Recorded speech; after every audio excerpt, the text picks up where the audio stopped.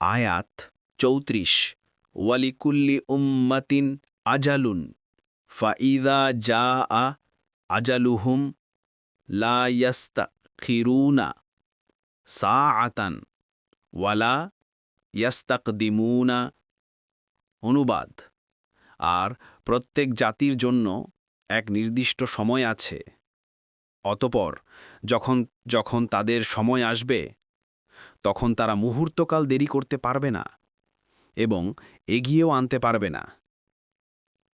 তাফসির: ১ নং ফুটনোটের বিবরণ: এই সুনির্দিষ্ট সময় পর্যন্ত তারা দুনিয়াতে ভোগ বিলাসে থাকতে পারবে, কিন্তু এরপর যখন আল্লাহ তাআলা তাদের পাকড়াও করতে চাইবেন তখন তাদের আর সময় দেওয়া হবে না। এই ব্যাপারে বিভিন্ন সূরায় অনুরূপ আলোচনা এসেছে, যেমন সূরা আল হিজর ৫ ও সূরা নূহ ৪ ও সূরা আল মুনাফিকুন ১১।